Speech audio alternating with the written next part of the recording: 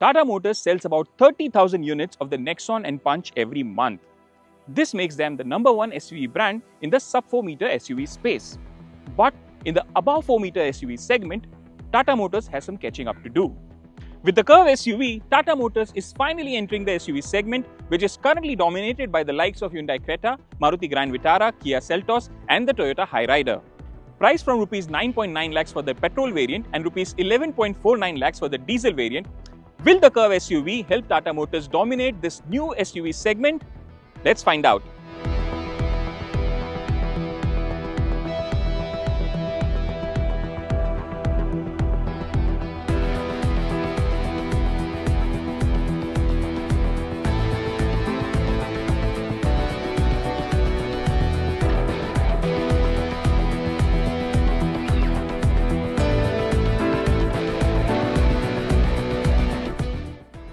Just like the Curvv EV, the ICE variant features the same sporty SUV coupe design. In the front, it gets this connected LED DRL with Tata logo in the center. These LED DRLs come with welcome and goodbye animation. Flanking the front are bifunction LED headlamps with LED cornering lamps. Lower bumper has the radar module for ADAS features. Unlike other cars, where this module is in the center part of the lower bumper, Tata has integrated it in this black piano finish design element, giving it a cleaner look. On the side, you have 18-inch alloys which get plastic design elements. Each alloy has 5 such elements which are removable.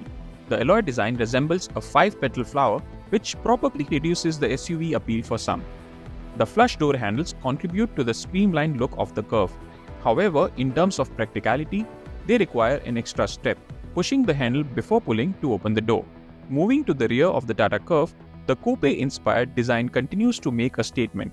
The sloping roofline flows seamlessly into the rear, giving the Curvv its distinct SUV coupe silhouette.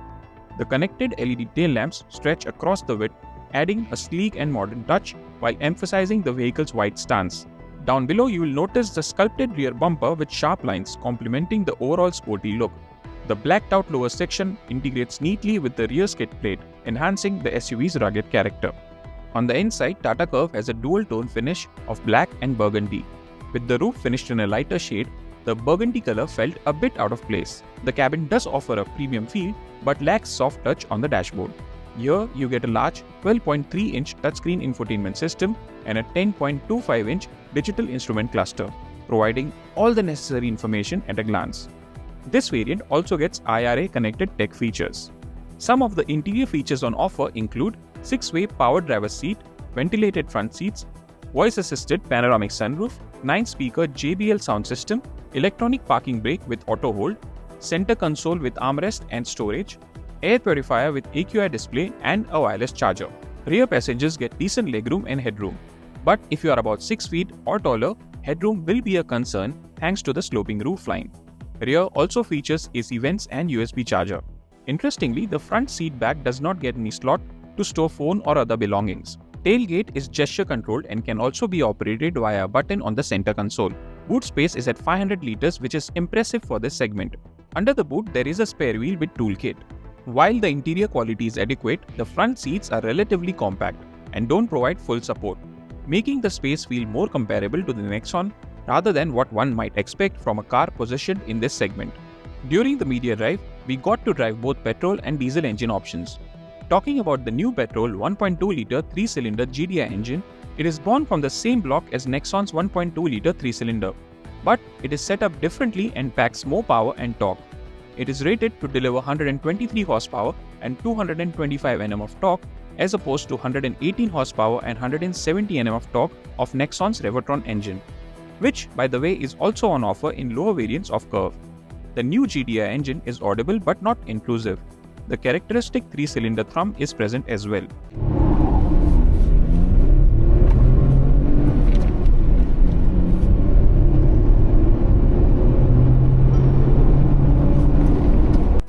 Driving this engine is a pleasure owing to its sporty character. It builds space rather quickly and likes to be hustled. There is very little vibrations filtering into the cabin, thanks to the noise insulation at key areas. Turbo lag is well contained too. We experienced this engine with the 6-speed manual gearbox and the overall experience was positive. We would have liked shorter gear throws, but the actual shifts were smooth and without any jerks. Tata has carried over the 1.5-litre 4-cylinder diesel engine in the same state of tune as Nexon. It packs 116 horsepower and 260 Nm of torque. It is a tad noisier than the GDI engine. Where vibration and harshness are concerned, Curvv's cabin does a decent job of filtering most of the clatter associated with the diesel engine. The diesel engine on our review unit was mated to a 7-speed DCT, a first-of-its-kind combination in this segment. When driven in automatic mode, this DCA gearbox felt responsive and the shifts were smooth and seamless. The overall characteristics of the gearbox in automatic mode is relaxed and predictable. But when we took manual control with the help of pedal shifters, there was a paradigm shift. Now both upshifts and downshifts took some time and was vastly unpredictable. Both powertrains had 3 driving modes: Eco, City and Sport. There was meaningful difference between these modes and could be felt in the way car accelerated and responded to throttle inputs. In automatic, the gearbox characteristics are affected with drive modes to some extent, with Sport mode sharpening the response. One can set the tone of the car's characteristics with these driving modes depending on the driving conditions. Both engines offer decent drivability in the city and on the highway. Depending on the driving style and intended use, one can choose the powertrain combination based on their needs. While the petrol GDI shines for spirited driving, diesel engine feels a lot more relaxed. The suspension setup leans towards the softer side, which slightly affects the car's dynamics. There is noticeable body roll and understeering, encouraging a more cautious approach around corners. While the Curvv holds its line well, it doesn't respond well to being pushed hard.